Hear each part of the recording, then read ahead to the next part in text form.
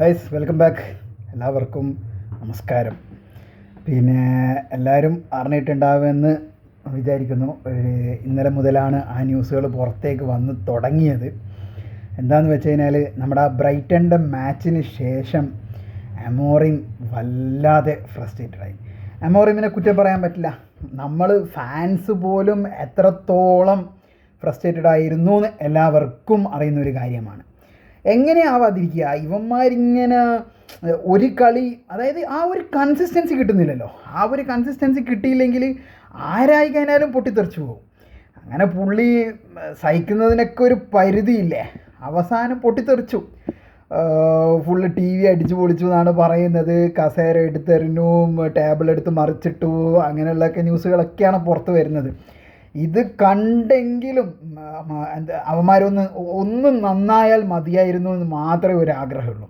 കാരണം sir Alex ഫെർഗൂസന് ശേഷം ഇങ്ങനെ റിയാക്ട് ചെയ്യുന്ന ഒരു മാനേജർ നമുക്ക് ആദ്യമായിട്ടാണ് കിട്ടുന്നത്. അതിൽ ഒരു നല്ല സന്തോഷമുണ്ട്. പണ്ട് ഇതുപോലെ തന്നെ ഫെർഗൂസന് ഒരു റിയാക്ഷനും കാര്യങ്ങളൊക്കെ ഉണ്ടായിട്ടുണ്ടായിരുന്നു. അപ്പോൾ ഇതിലെങ്കിലും അവന്മാരൊന്ന് പഠിച്ച് നല്ല രീതിയിലൊന്ന് മുന്നോട്ടേക്ക് വന്ന് മതിയായിരുന്നു എന്നുള്ളൊരു പ്രാർത്ഥന മാത്രമേ ഉള്ളൂ. കാരണം ആരായാലും ഒന്ന് പ്രതികരിച്ചു പോകും. നമ്മൾ തന്നെ എത്രത്തോളം പല വീഡിയോസിലും കമൻസിലും എല്ലാം നമ്മൾ തന്നെ എത്രത്തോളം പ്രതികരിക്കുന്നുണ്ടെന്ന് എല്ലാവർക്കും അറിയാം. അപ്പോൾ പുള്ളിക്കാരനും ആസ് യൂഷ്വൽ ആ ഒരു സംഭവം നടത്തിപ്പോയി. അതാണ്. പിന്നെ നമുക്ക് അടുത്ത കാര്യമായിട്ടുള്ള കാര്യങ്ങളിലേക്ക് വരാം. ട്രാൻസ്ഫർ ന്യൂസ്, ഹ്യൂജ് ബ്രേക്കിംഗ് ന്യൂസുകളാണ് വന്നുകൊണ്ടിരിക്കുന്നത്. ആസ് യൂഷ്വൽ ഗെർനാച്ചോ, ഇപ്പോൾ റാഷ്ഫോർഡ് ചിത്രത്തിലേ ഇല്ല. ഇപ്പം വന്നിരിക്കുന്നത് ഗെർനാച്ചോ ആണ്. ഗെർനാച്ചോ ടു നെപ്പോളി ഓർ ചെൽസി. എന്തിനാണ് വീണ്ടും ഇങ്ങനെ പ്ലെയേഴ്സിനെ വാങ്ങിച്ചു കൊണ്ടിരിക്കുന്നതെന്ന് എനിക്ക് ഒരു ഐഡിയയും കിട്ടുന്നില്ല. ഓൾറെഡി അവർ ലോണിലേക്ക് വിട്ട് അവരുടെ ചിലവ് ക്രിസ്റ്റൽ പാലസിൽ നിന്ന് വീണ്ടും കൊണ്ടുവന്നിട്ടുണ്ട്. ഇപ്പോൾ ഇതാടി 100 മില്യണൊക്കെ തരുന്നൊക്കെ പറഞ്ഞിട്ടാണ് ഗെർനാച്ചോയുടെ പിന്നാലെ കൂടിയിരിക്കുന്നത്. ബട്ട് ആ ഒരു മൂവ് ഞാനത് ആക്സെപ്റ്റ് ചെയ്യേയില്ല. കാരണം നല്ലൊരു പ്ലെയർ ആണ് ഗെർനാച്ചോ, ബട്ട് ചെൽസിയിലേക്ക് കൊടുക്കുകയേ വേണ്ട. അതാണ് എൻ്റെ ഒരു പേഴ്സണൽ ഒരു ഒപ്പീനിയൻ. പിന്നെ നെപ്പോളി ഓക്കെ ആണ്. നെപ്പോളിയിലേക്ക് പോയാലും പിന്നെയും പ്രശ്നമില്ല. കാരണം ഈ ഗെർനാച്ചോയുടെ ട്രാൻസ്ഫറിൽ കുറച്ച് ന്യൂസും കാര്യങ്ങളൊക്കെ വന്നത് എന്താണെന്ന് വെച്ച് കഴിഞ്ഞാൽ നമ്മുടെ അക്കാദമി പ്രൊഡക്റ്റാണ്.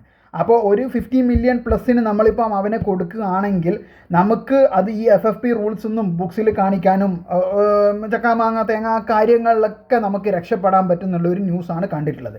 പിന്നെ അതുമാത്രമല്ലാണ്ട് നമുക്ക് ആ 50 മില്യൺ അതുപോലത്തെ 350 മില്യണുള്ള പ്ലെയേഴ്സിനെ വാങ്ങിക്കഴിഞ്ഞാലും നമുക്ക് പ്രശ്നമില്ല.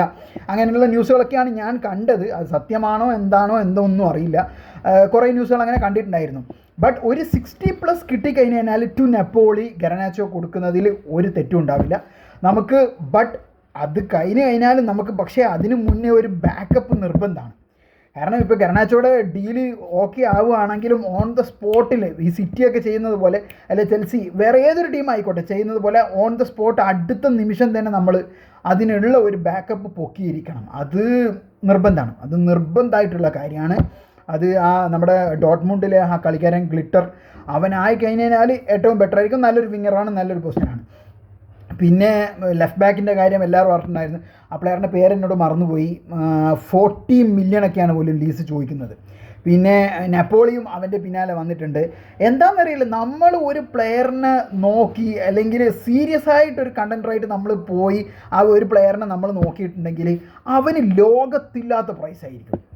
എന്തുകൊണ്ടാണ് ഇങ്ങനെ ഒരു അവസ്ഥ യുണൈറ്റഡിന് വരുന്നത് ഒരു പിടിയും കിട്ടുന്നില്ല. പിന്നെ റാഷ്ഫോർഡിൻ്റെ കാര്യത്തിലേക്ക് വരികയാണെങ്കിൽ ബാർസയായിരുന്നു അറ്റ് ലാസ്റ്റ് വരെ ഉണ്ടായിരുന്നത് റാഷ്ഫോർഡിനെ കൊണ്ടുപോകുന്നുള്ള രീതിയിൽ. ബട്ട് ബാർസലോണക്കും പ്രശ്നമുണ്ട്. ബാർസലോണക്കും ഏതെങ്കിലും പ്ലെയറിനെ കൊടുത്തു കഴിഞ്ഞാൽ മാത്രമേ അവർക്ക് ഒരു പ്ലെയറിനെ സൈൻ ചെയ്യാൻ പറ്റുള്ളൂ. അപ്പോൾ അവർ അൻസു ഫാത്തി, പിന്നെ നമ്മുടെ ഒരു ഡിഫൻഡർ ഉണ്ടായിരുന്നു, അവൻ്റെ പേരെന്നോട് മറന്നുപോയി, എറിക് ഗാർസിയ, 2 പേരെ ആയിരുന്നു ഔട്ടാക്കാനുള്ള ഒരു പ്ലാനിലുണ്ടായിരുന്നു. ബട്ട് ഇന്നലത്തെ ബാർസയുടെ ആ ഒരു മാച്ച് ബെൻഫിക്കക്കെതിരെ അതിൽ എറിക് ഗാർസിയ വേറെ ലെവലായിരുന്നു എന്നൊക്കെയാണ് ഞാൻ കണ്ടത്. ഞാൻ കളി കണ്ടിട്ടില്ലായിരുന്നു, കളി കാണാൻ ഞാനൊരു റിവ്യൂ പറയില്ല. ഭയങ്കരമായിരുന്നു. പിന്നെ ഞാനിപ്പോൾ കണ്ട റിപ്പോർട്ട്സ് അതിന് ശേഷം അവനെ കൊടുക്കണ്ടേ എന്നുള്ള 2 ചിന്തയിലാണ് ബാർസലോണ ഉള്ളത്. അതോടുകൂടി റാഷ്ഫോർഡിൻ്റെ ആ ഒരു ഡോർ കൂടി ക്ലോസ് ആയിട്ടുണ്ട്. പിന്നെ എ സി മിലാൻ എന്തായാലും എ സി മിലാൻ വാക്കറിനെ സൈൻ ചെയ്തു. ഫാബ്രിയുടെ ഹിയർ വി ഗോ റിപ്പോർട്ട് വന്നിട്ടുണ്ടായിരുന്നു. ഫാബ്രി റിപ്പോർട്ട് ചെയ്തതിന് വാക്കറിൻ്റെ സൈൻ ചെയ്ത് കഴിഞ്ഞു. അത് ഓൾറെഡി പറഞ്ഞതാണ്. വാക്കറിനെ സൈൻ ചെയ്ത് കഴിഞ്ഞതോടുകൂടി എനിക്ക് തോന്നുന്നില്ല ഇനി എ സി മിലാൻ റാഷ്ഫോർഡിന് പിന്നാലെ വരുന്നു. അതുമാത്രമല്ലാണ് വേറൊരു ന്യൂസ്, ട്രെയിനിങ് സെഷനിൽ റാഷ്ഫോർഡ് തിരിച്ചു വന്നിട്ടുണ്ട്. വളരെ സന്തോഷവാനായി നല്ല ചിരിച്ച് കളിച്ച് ആ പിക്ചേഴ്സൊക്കെ യുണൈറ്റഡിൻ്റെ പേജിൽ ഇട്ടിട്ടുണ്ട്. എല്ലാവരും കണ്ടിട്ടില്ലെങ്കിൽ എല്ലാവരും ഒന്ന് ഇൻസ്റ്റയിലൊക്കെ ഒന്ന് കാണണം. വളരെ സന്തോഷം എന്ന് വെച്ച് കഴിഞ്ഞാൽ ഒരു സംഭവം ഇവിടെ നടന്നിട്ടില്ല എന്നുള്ള രീതിയിലാണ് അവൻ തിരിച്ചു വന്നിരിക്കുന്നത്.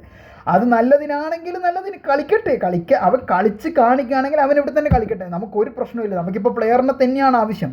ബട്ട് അവൻ്റെ ആ ഒരു പഴയ മെൻറ്റാലിറ്റിയും ആ ഒരു ബോൾ ലീവായി പോയി കഴിഞ്ഞാൽ ബോൾ വാനും എടുക്കുക, അതില്ലാതെ നടന്ന് കളിക്കലല്ല. അമാദൊക്കെ കളിക്കുന്നത് പോലെ ഫുള്ളി പ്രഷർ ചെയ്ത് കളിക്കുക, അത് വേണം. അതുണ്ടെങ്കിൽ അവൻ ഇവിടുന്ന് കളിച്ചോട്ടെ, ഒരു പ്രശ്നമില്ല, സന്തോഷം മാത്രമേ ഉള്ളൂ.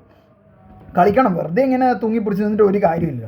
പിന്നെ ഇനി ഇത് അവന് തോന്നിയിട്ട് അവൻ ഇറങ്ങിയതാണോ എന്നും അറിയില്ല. കാരണം ആരും ഒരു ടീമും അവനെ വാങ്ങുന്നില്ല. അപ്പം ഇങ്ങനെ ഒരു സിറ്റുവേഷനിൽ ഇനി എനിക്കിതേ നടക്കുകയുള്ളൂ, അപ്പോൾ അതുകൊണ്ട് ഞാൻ തല താഴ്ത്തുകയാണ് എന്നുള്ള രീതിയിൽ വന്നതാണോ എന്നും അറിയില്ല. പിന്നെ വേറൊരു ന്യൂസ് കണ്ടത് എന്താണെന്ന് വെച്ച് കഴിഞ്ഞാൽ നെപ്പോളി തന്നെ ഗറനാച്ചോനെ കൊടുക്കുകയാണെങ്കിൽ നമ്മുടെ ഒസീമനുമായിട്ട് ഒരു സ്വാപ്പിന് തയ്യാറാണ്. അതായത് ഒസീമൻ പ്ലസ് 15 മില്യൺ. അങ്ങനെ ഫേക്കാണോ എന്ന് എനിക്ക് ഫേക്കാണോ എന്നൊരു ഡൗട്ട് ഉണ്ട്. കാരണം അങ്ങനെ ഒരാൾ നിൽക്കില്ല. ഒസീമൻ പ്ലസ് 15 മില്യൺ തരാം, എന്നാൽ ഗറനാച്ചോ തരുമോ എന്നുള്ളൊരു ന്യൂസൊക്കെ കണ്ടിട്ടുണ്ടായിരുന്നു. അങ്ങനെ നടക്കുകയാണെങ്കിലും അതൊരു ഗുഡ് ഓപ്ഷൻ ആയിട്ടേ എനിക്ക് തോന്നുള്ളൂ. കാരണം നമുക്ക് ഈ FFP റൂൾസിൽ നിന്ന് രക്ഷപ്പെടാൻ പറ്റും. നമുക്കൊരു സ്ട്രൈക്കറിൻ്റെ അഭാവം ഉണ്ട്, ആ ഒരു സ്ട്രൈക്കറിന് കിട്ടുകയും ചെയ്യും. കാരണം ഗ്യോക്കോറിസിൻ്റെ പിന്നാലെ നമുക്ക് സമ്മറിലേ പോകാൻ പറ്റില്ല. അതുവരെ നമുക്ക് വെയിറ്റ് ചെയ്ത് നിൽക്കാനേ പറ്റില്ല. കാരണം ഹോയ്ലുണ്ടിൻ്റെ അവസ്ഥ എല്ലാവർക്കും അറിയാമല്ലോ. എത്ര കാലം ഇനിയും ഹാഫ് സീസൺ ഇപ്പം തന്നെ തോറ്റ് പണ്ടാരടങ്ങി. ഇനിയെങ്കിലും ഒരു അറ്റ്ലീസ്റ്റ് ഒരു കുറച്ച് കളിയെങ്കിലും ജയിച്ച് യൂറോപ്പ ലീഗിലും FA കപ്പിലേക്ക് ഒന്ന് പിടിച്ച് നിൽക്കണമെങ്കിൽ സൈനിങ്സ് അത്യാവശ്യമാണ്. ഇനി ആകെ അത്ര ദിവസമേ ഉള്ളൂ, 1 വീക്ക് മാത്രമേ ഇനി ബാക്കിയുള്ളൂ. എന്താണ് ഇവന്മാർ കാണിച്ചു കൂട്ടുകയെന്നറിയില്ല. എന്തായാലും സ്റ്റിൽ നല്ല പോസിറ്റീവ് ബ്രേക്കിംഗ് ന്യൂസുകളായിട്ട് നിങ്ങളുടെ മുന്നിലേക്ക് വരുന്നതായിരിക്കും. അതുവരെ ബൈ.